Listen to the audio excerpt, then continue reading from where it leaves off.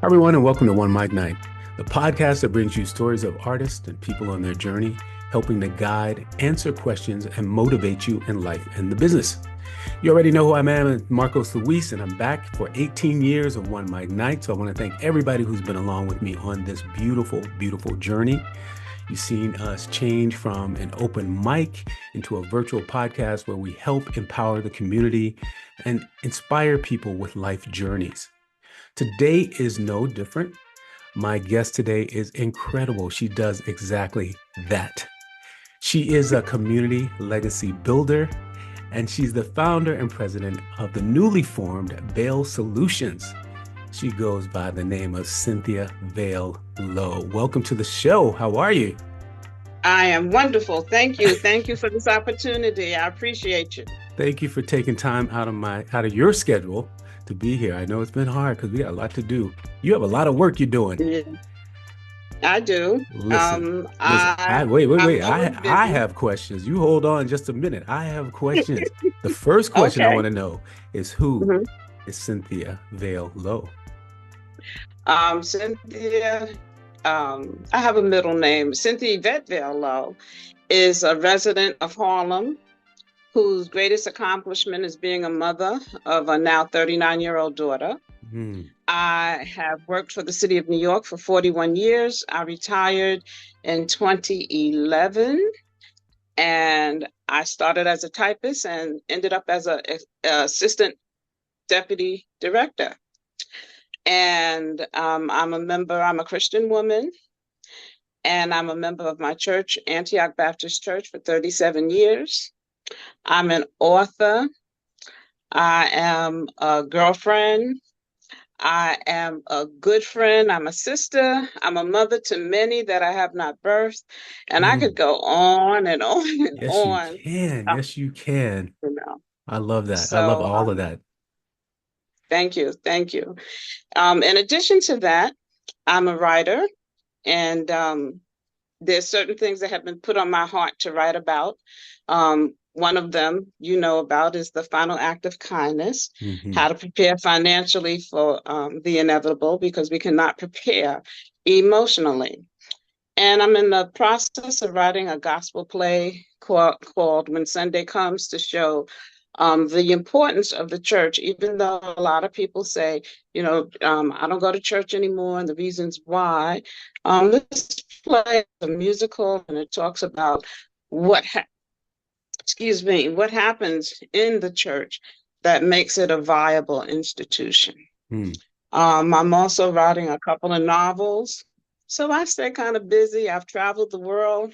I've been to almost every Caribbean island. I've been to China. I've been to Nigeria. I've been to Kenya, to Europe. Wow, I just enjoy life. You do a lot of stuff. So I want to back it up just a little bit, because you said a couple of things. Well, first, where are you from? Where'd you grow up? I grew up in the village of Harlem. I was born in Harlem Hospital, right on Lenox Avenue. I am a lifelong resident of Harlem, 73 years. See, that's what gives you all the flavor. I knew it. I knew it. It's hard to find a native New Yorker. I knew it. There's something to that. Yeah. Yes, I agree. So I've seen the changes, in Harlem, and how it's moved from what it was to what it is now. The beautiful thing about that too is, like, this year we're celebrating the Medal of Freedom with the Apollo Theater. There's so much richness and culture, that Harlem's about. And this is what you're about. And I can tell from what you do. And that's why I wanted to have you on the show. Thank you. You mentioned something about the church as well, because the church gives you the groundedness that you needed. What's your experience with the church, and how important is that to you? I was baptized when I was 8 years old at St. Matthew's Baptist Church. And the reason why I chose to get baptized is because I had some experiences in life. And I called on Jesus, and he came to my defense. As an adult, my daughter, who just left, she was 2 years old, and I took her to church for Easter. And then a couple of Sundays later, she woke me up and she said, "Mommy, it's time for us to go to church." Oh, wow. So that was 37 years ago. Wow. I belong to Antioch Baptist Church at 515 West 125th Street, where my pastor is a woman, Dr. Shawn T. Atkins. And I'll be there until the Lord sends me home. In my experience, why I stayed there is because I find that my pastor is a woman who walks the walk and talks the talk. Mm. No matter what the circumstances are in her life. She recently lost her husband, her mother, her father before then, a man who was like a brother to her, but she still remains the same person and someone you can always call on no matter what she's going through. I like that. I like that because the sum of all of our experiences are what make us who we are. Absolutely. And we've talked about some things that you've done, one of which is your book. And tell us the name of your book. The name of my book is called The Final Act of Kindness: How to Prepare Financially for the Inevitable because we cannot prepare emotionally. There you go. And how did that come about? And what does it mean to you and to Well, us? What does it mean okay. for us? What that means for us is that we, as Black people, and people of color, we have death that happens in our communities, and we're not prepared financially for it. I can't imagine what people did during the pandemic. And this book is dedicated to those people who passed to the families who experienced transition during the pandemic. How many of them had life insurance? Yes. How many of them had a will? How many of them had any of the four documents that I consider to be essential? Things like power of attorney, Mm. a living will. Mm-hmm. Were any of those things in place? And for the majority of us, they're not. And so who suffers? We who have families left, they Right. suffer. And people say, oh, you want me to prepare? You act like I'm dying tomorrow, Mm-hmm. or you really trying to get rid of me. It's not about that. It's about making these choices while we are alive, because guess what? If we don't make the choices, the state and federal government will gladly come in and swoop up our Absolutely. assets. And there's famous people who did not have wills. One of the most recent people is Wakanda Forever, Chadwick Chadwick Boseman. Boseman, really? He did not have a will. We have people, Martin Luther King did not have a will. I could give you a whole list of people who didn't have a will, but what did that leave their families? Prince didn't have a will. Okay, and look at what happened. That still hasn't been resolved. And so you have all of those things that happen. We know they're going to happen, and yet we don't prepare. I So, think the big thing about that too is when we know better, we do better. yeah, Right. And so if we don't yeah, know and we don't think about those things, then we're not going to prepare for them. that's So true. it's things like what you have and what you're saying educates us to do better because we Yes. know. And see, this is not serendipity because this exact thing happened to me in the time that I've Mm, met you to mm, now. I just came back with my family from a mm. funeral for my Oh, mother's wow. sister. Oh, wow. So these are the I'm things that sorry. You we have my condolences. Thank you. These are the things that we need to talk about with our parents, with our loved ones beforehand, so we know what to do, so we're prepared. So who ends up paying for your funeral? Who ends up paying for all the assets that you have? And how, I'm not paying, but how is it divided? Who do Right, you want to leave right, things to? Do you want to be right, cremated? Do you want to be buried? Do you want, these are all the uncomfortable subjects and things we need to talk about beforehand right. And because it is a difficult subject, it's a very a difficult matter for a subject. lot of people. But let me say this, and that is, you asked me, how did I come to write this book? Because I've lost every category of family member except for a child. I've Mm, lost a husband, mother, father, sister, brother, aunt, uncle, cousins, you name them, and right. I've lost them. Um, the most devastating one was my sister because of the emotional loss, but she was prepared financially. And so that helped the process and the situation. And then we just don't die comfortably. We just don't go to bed one night and say, see y'all, we are in Right. bed and we get sick. And so how do you want your sickness managed? Right. Like for me, I tell my family all the time, different body changes happen when you get older. Mm-hmm. Okay. And so all of a sudden, hairs are growing out of my face. I said, y'all better shave me. Y'all better not have those hairs growing out of my face. I Right. also say Yeah. this is the kind of music that I want around me. I want R&B, I want gospel, I want jazz, I want African music, I want Spanish music, I want all different types of music. I don't want my bed smelling like a hospital room. I Mm-hmm. like Oscar de la Renta perfume. I like Versace. I said that's what I want, the smell in my room. Right. I don't want to be in a hospital gown. I want to be in something classy. And if I can still be ill and it's sexy, that's fine too, Right. you I know. know that's right. But I know that's right. Because you know what? Your mind may not be working, but other senses may be working and you're still that's there. right. So you That's want, right. yeah, yeah, I get And, it. and so That that's makes what so we much want. sense to me. And then what kind of service do you really want? And what Right. do you want at your service? And do you want to repass or don't you want to repass? Do you want to Hmm. be buried or do you want to be cremated? Or do you want your body donated to science? Now, I will say, don't have your body donated to science thinking that your family will be able to direct the medical institution what to do with your body parts. It don't Mm. work like that. They take the body, they do what they want to do with it. And proof of that, if you're familiar with the Henrietta Lacks story, she was a woman who had cancer, and they used her body because she had these special cells. Those cells have been used to help Yes. HIV and various things. Hmm. A family has never been given a dime from the medical community, Right. Yes, I do know so that. no, no. And then today's time, we also have progressed. So a will is one thing, but if you have substantial assets, you might want to go see an attorney and establish a trust, Right. a revocable trust. Hmm. That way, you can put anything in a trust that you want to put in a trust, but you need a lawyer's assistance to do it. And it might cost a little more than establishing a will, but it will protect your family and your assets.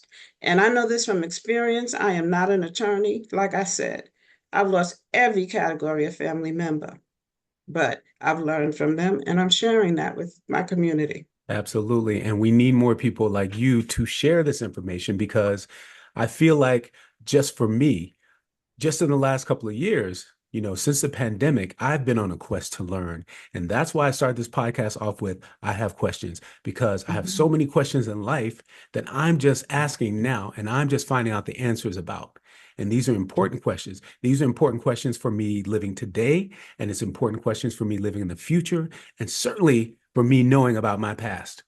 Yes, So I absolutely. have questions. I have Absolutely. many questions. Okay. And one other thing that I'd like to say, it's fine to have all these documents done. But one of the stories that I have that I put in the book is about a family during the pandemic. Mhm. Husband and wife both had COVID. They were put into a coma. They had to wake the wife up out of the coma to let her know that her husband was deceased Mm. and her son needed to know where the paperwork was because he didn't know. What? I'm telling you, he did not know. And Oh my so I gosh. tell people, have two people older, two people younger, and two people your age that knows where all your paperwork Mm. is so that that won't occur. Imagine the devastation of it all, being that sick and then having a husband who has passed and your son is standing there telling you this and he doesn't know where the paperwork is. That's hard. That's hard. Mm-hmm. Mm-hmm. We've gone through so many years of that. And now Yes, we need to know we need these to know. things. We need to know That's better. We right. need to know how to prepare. And Yes. it's not this I don't even know what the word for it. It's not an ominous thing. It's not a morbid thing to think about death, because the truth of the reality is the moment you're born, you're 1 minute closer to death. So Absolutely. our whole life, we should be preparing for the day some way, That's right. Right. and not in a negative sense. No. But we do need And, to take care of our, the people that we're leaving behind and how we mm-hmm, want to designate the things that we've acquired in our lifetime. mm-hmm. I agree. And not only do I agree, but I think establishing a final act of kindness is the first step toward establishing legacy. Hmm. I think it's Explain the what you first mean. step. Okay, Explain I what you will. mean. Okay. Establishing legacy is not only about money, it's also about information and education.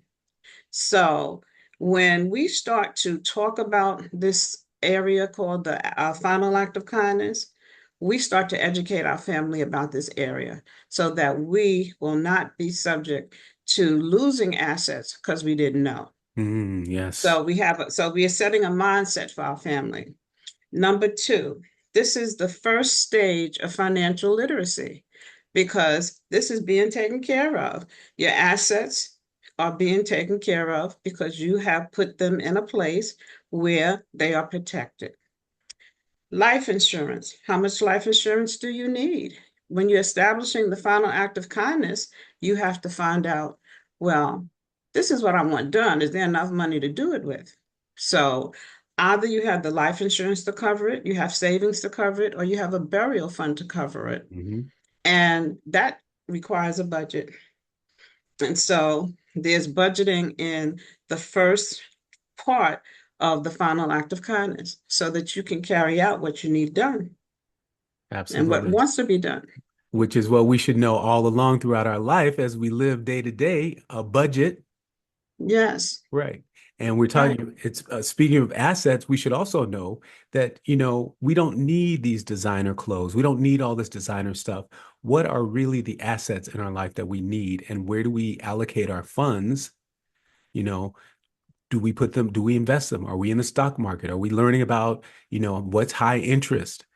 Do we know that life insurance we can borrow against to buy some property to obtain an asset? Absolutely. First of all, Let's there's go. several types, there's Let's several go. types of life insurance, but whole life insurance gives you that choice. Hmm. Because you buy the whole life insurance, it creates a certain amount of wealth for you while you are purchasing it, and you have the decision. Can I borrow from that life insurance and then buy a piece of property? If you have $1 million policy, okay, Hmm. and you make sure that you leave enough in that life insurance policy to make sure that it will take care of your funeral expenses. The assets that you have, a lot of us now have stocks, bonds, high interest accounts. So as soon as you see that a loved one has stocks, if they haven't been educated about the stock market, what are they going to do with that stock? Oh, I'm going to sell it. Right. Oh, this is going down. Let me tell you this. This is my experience this very week. Again, I'm only telling you my experience. Hmm. Hmm. So there's this stock that um, called NVIDIA. Hmm. And I'm not pushing NVIDIA. I'm just giving you this as an example. About in June, that stock split 10-1. So it was, I'm going to say it was $1,000 something a share. And then it split 10-1. And so the price of that stock went down, but now you had 10 shares of it. Right. Well, people looked at that and they started selling that NVIDIA stock, right? And so they sold it. And so if they had invested at a lower price and they want to sell it, that's fine. If this is an asset and you don't have any other assets and you want to sell it, that's fine. Hmm. But NVIDIA stock went down to $90, and that was a perfect buying opportunity. And in buying that NVIDIA stock at $90, today, when you look at NVIDIA stock, it's up to $130 or $128, somewhere there. Yeah. So imagine you look at these hedge funds Hmm. and you look to see what they're selling and what they're buying. So when NVIDIA stock first split, they let it stay there a while. And then all of a sudden, guess what? It started going down because they started selling. When I tell Right. you they started selling millions of dollars of that stock. So of course it Absolutely. went down. And so what happened yesterday? the hedge funds started buying it back That's up. right. They And sure what did. happened to the stock? It Hmm. went straight up. And so it's not only for that, okay? It's for all different types of stocks that you have to look to see what's best for you. NVIDIA makes a semiconductor chip. We know about a computer. Hmm. We know that a computer is a CPU. Hmm. What NVIDIA has done is, when we first started out with games online, we had Millipede and Centipede. We sure did. Asteroid. What was that thing Asteroid, called? absolutely. What do we have now? Those Uh-huh. games are so complicated. Hmm. They look just like people. And that's because NVIDIA started a new chip called the graphic processing unit. That's right. That And is so they right. went from there, and then they have partnerships with other companies that really make the chip. They also make the software. And so, and with AI, artificial intelligence coming forth, people can say, no, it's not going to last. But let me tell you, we've been using AI for so long, we don't even know that AI Absolutely. exists. It's When you just now answer the being telephone, called AI. AI, But yeah. exactly. Hmm. When you call on telephone and you don't get a voice, you get this message that said da da da da da da da da da. Press one. That's artificial intelligence. And Absolutely. so I just say that to say that we have to stay current in all of the things that we do, and not just one of the things that we do. We have to stay educated. I've said my age here. What do you think that at 73 I wanted to learn? Because I'm just learning because I Right. had Yeah. other issues earlier. Hmm. I lost a husband, had a daughter in private school, but it was my motivation to always be the best. And being the best, I have to be educated. So I'm learning. I'm learning about the stock market. I'm learning about this technology. That's I'm right. learning about AI. I'm learning about all of those things because I must. Because I intend on living until I'm 104 plus. That's right. So if I'm staying here that long, I certainly better stay current. Absolutely. And You and know, and I want to echo that too. It is not, like you said, it's not just about NVIDIA. It's about the right? stock market in general. It's about Yes. learning where are you spending your attention, your time. Is it really on the games?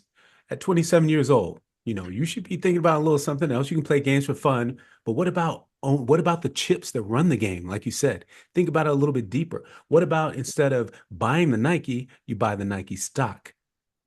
Right. It's what you said earlier. It's the mindset. You need to change your Yes. mindset because what we want to create is the legacy. What are we going to leave behind? What are we leaving behind? Yes. Where are we investing our money? That will allow us to maybe put money in the community, Yes. Exactly. those type of things. And the other thing is when you talk about what do we invest in, I've seen pocketbooks online that cost thousands of Yes. dollars. And so my young people, my question to them is, you have that pocketbook, that designer name that you're advertising for free? Do you have that much money in that bag? Right. Yep. There Okay. you go. Okay. Do you have that much money in that bag? And when you're talking about making a bag, and substituting that for having cash, what do you have? Like you said, what are you investing in? What are you investing in? Yep. Michael Jordan is rich. He has billions of dollars. And you go and you get his sneakers, make sure you buy them for investment purposes, There you go. There you go. you know. And we're not So, saying that some of these things aren't assets as they get older, like you buy right. the ones that are limited edition, things like that, invest your money, Yes. they accrue, you know, same thing with Louis Vuitton. You can buy some Yes. Louis Vuitton, certain ones that will just gain, they accrue over time. So, Yes. you just gotta pick and choose. I'm Right. not gonna say that I don't own a couple of things that I bought for the moment. And if I have to do a red carpet, I might buy a Balmain suit, but Yes. I still wear it. I wear it a couple times. It's still hanging up in there, and I wear it. And that's right. And it's an asset, It's an asset. right? Absolutely. Because the business that you're in, who knows when you have to work or walk on the red carpet, Absolutely. and you're That's prepared. and prepared. Yep. You're prepared. And when opportunity comes, if I'm going to leave any advice here, when opportunity comes, you better be prepared. Okay. If I run into Oprah Winfrey or anyone else, guess what? Here's my book because I keep it in my bag. That's right. I know Okay, that's right. here's my Yeah. book. Let Yeah. me talk to you about this. Other things that I do is I run under the Community Legacy Builders, I Mhm. run a woman's rest treat. Why rest treat, not retreat? Well, I don't like that word retreat so much because it kind of makes you think about going back, and I don't want to go back. Mm. I want to rest. And women need a place to rest. We make magic for everybody. You're right. So how come we don't take time to make some magic for ourselves? So for the last 3 years, I've had a woman's rest treat. I've had it in various places. This year coming up, 2025, will be our fourth rest treat. And we have a ball. We have a ball so much that it was 3 days, and now the women are asking for 4 days. And Wow. so, What kind of things do um, you do with the rest treat? oh, we Or have can you divulge that secret? us. Um, It's not a secret. It's not a secret. We have fun, okay. and we are there to help one another. We bring women together who think that they are alone, and then they find out. Like for instance, there are women who have adult children, and they have not had the best relationship with those adult children. And they start talking with one another. Well, I had that problem too. Well, what did you do? And what did you do? So we find commonalities among one another rather than differences. And we work on those things that we have in common. Saturday night is Saturday Night Live for real. We had this year was a gold carpet, Hmm. and we had glow paraphernalia. We had wristbands and neck bands, and we had glow sticks, and we walked down the gold carpet. And our theme this year was feel free. What was it? Feel free to illuminate your own path. And as we got down to the end of the red carpet or the gold carpet, we made affirmation of how we were going to illuminate our path. So I like that. my affirmation was, I'm going to say yes to what God gives me. I like that. I like that. Mm-hmm. I like that a lot. Wow. Yeah. Now do you still do speaking engagements? I know you do empowerment I speaking and I still do speaking engagements. I've been asked to, our church is having the Women in the Bible. I don't know the date yet, but I've been asked to talk about Esther. And I have come to some revelation about Esther that I didn't have before. Esther is my favorite book in the Bible. Mhm. It's the only book in the Bible that does not mention God. And I look at when God provides you with favor, favor isn't fair, but my Lord, didn't He provide it for her? He moved the queen out of the way. Her uncle she was an orphan. Her uncle had taken care of her. He said, enough of this, Esther. It's your night. The queen is gone. King needs another queen. And so either you're going to become a concubine or you're going to become a queen. And so she goes to the king's palace, and what happens? The man who was there, who has been castrated, the eunuch, she finds favor with him.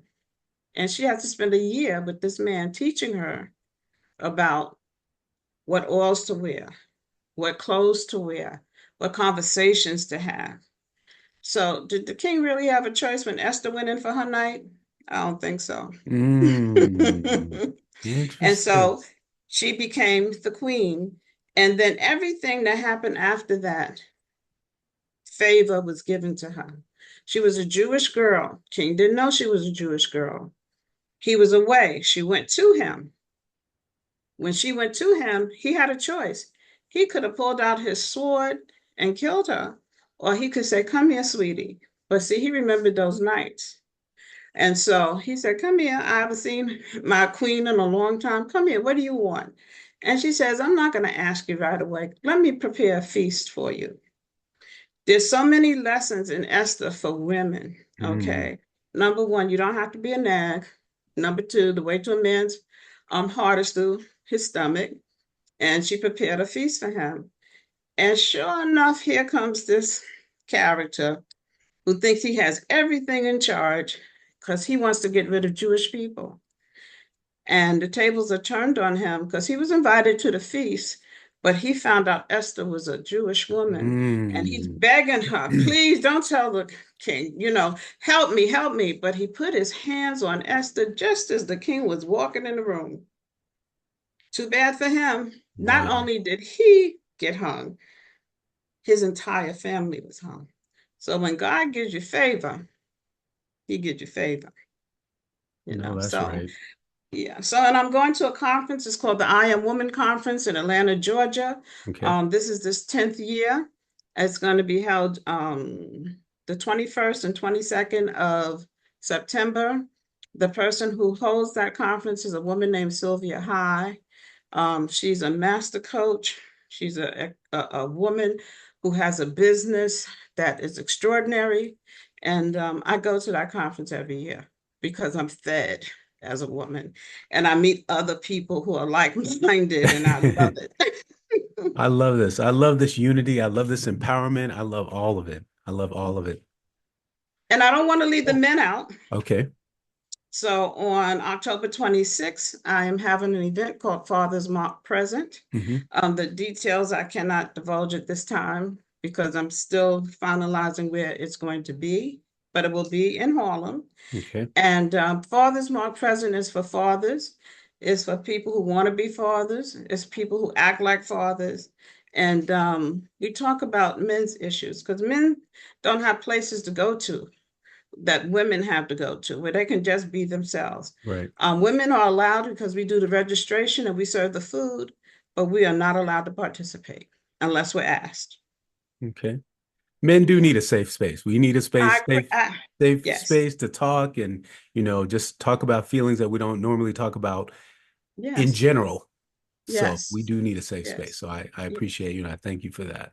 And I used to do this before the pandemic, but after the pandemic, things got a little, you had to find space and different things. But I got tired of having my brothers, my husbands, my uncles die because of a lack of knowledge. I've lost one of my brothers due to brain cancer, another one due to heart disease, another one due to prostate cancer, and another one due to HIV because he did not want anyone to know he had it. And so where he could have gotten support from his community, he did not. Right. And so that it shouldn't be like that. It shouldn't be like It shouldn't. Yeah. We have to destigmatize it. Absolutely. And everybody who watches this show knows I have licensed clinical psychotherapist Shane Mark Tull on here. And that's what we do. We talk about mental health, specifically for men, but everyone's invited to, the OneMicNite talk that we have on here. So it's something that's important. I do want to take a quick second and give a shout out because I spoke to you a little earlier about a funeral that I went to this past week. And I want to give a shout out to Temple Baptist Church in Nashville, Tennessee. And thank you for giving my Aunt Betty a celebration like no other. I've never felt that before in my life. I had a revelation. I thought the heavens were going to open. Thank you to Temple Choir who showed up. They showed out, all 45 of you, to Omega Psi Phi fraternity who supported my family and my cousin during that hard time, and to the pastors of the church who gave a sermon like I've never experienced in my life. And that goes along with the legacy that we talk about.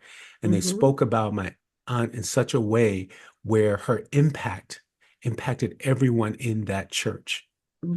So these are the things we're talking about today. What are you leaving behind when you leave? What are the things that you're leaving behind? It could be a feeling. It could be remember a conversation I had with someone who empowered me, who enlightened me, who touched my heart and touched my spirit. And those are the things we want to do in our life. How are you living your life every single day? With the person you meet when you walk into the grocery store, to the person you meet at your job, to your family at home. What are you doing? What are you leaving? What are you leaving with them? Right. And to answer and to say something about that, I just finished a book that I was reading, and it's called When I'm Gone. And this rabbi asked 12 questions of 5 of his friends. And one of the things that we should remember, and one of the things that I got from all of that, was a quote by Maya Angelou. And she says, people don't remember what you said, but they remember how you made them feel. That's right. That's absolutely right. And so when we talk about legacy, I want people to remember how I made them feel. And prayerfully, how I made them feel was great. How I made them feel was enlightened. How I made them feel was empowered. That's what I would like my legacy to be. Recently, my pastor said in church, that's Cynthia Lowe. She talks a lot, but y'all better start to listen. And wow, that's a beautiful thing to say. That's a beautiful thing to say. Absolutely. Wow. I agree. Yeah. Well, listen, I want to let people know, how do we get in touch with you? How do we find you? How do we follow you? How can we get in on these what do you call it? Rest treats? Rest treats. How do we get into the, the men's, workshops? How do we get all of that? Okay. Well, we have a website. There's information on the website about how to get in contact with us, but I'll tell you that you can get in contact with me or Community Legacy Builders by calling 646-232-0725, or you can email me at cvail124@aol.com presently. We are in process of updating our website and also getting email address for the business. We had one, we changed carrier, so to speak, and so that's being changed now. But we post on the website all of the events that we're having. And if you have any questions, you can call that number. I'll answer it, and I'll give you all the information that you need. And there you have it. Everybody, please make sure you reach out to Ms. Cynthia Vail-Lowe. I give you the miss because I give you the respect.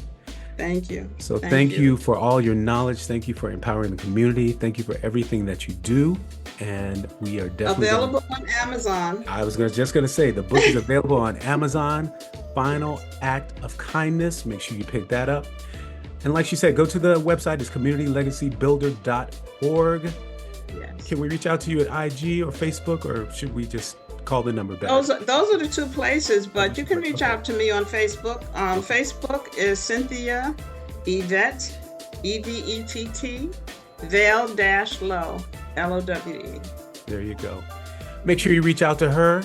I want to thank you for coming on OneMicNite. Thank you for spending some time, because time is the most valuable thing that we have. So thank you for spending that with us. You're more than welcome. Thank you for having me. You're welcome. My pleasure. Cynthia Evett Vail-Lowe. You got it right here. I'm Marcos Luis. Please slide on into my DMs on IG, MARCOSLUIS. The show is called OneMicNite, ONEMICNITE. Join the Facebook community. Drop your flyers, your information on Facebook at OneMicNite. You know, we're on YouTube, and now we're broadcasting live on Facebook, so you can catch the show there. We got a show tonight, every Monday, so make sure you see us. Thank you once again. OneMicNite. I'm Marcos Luis. See you next time. Bye-bye. Good night.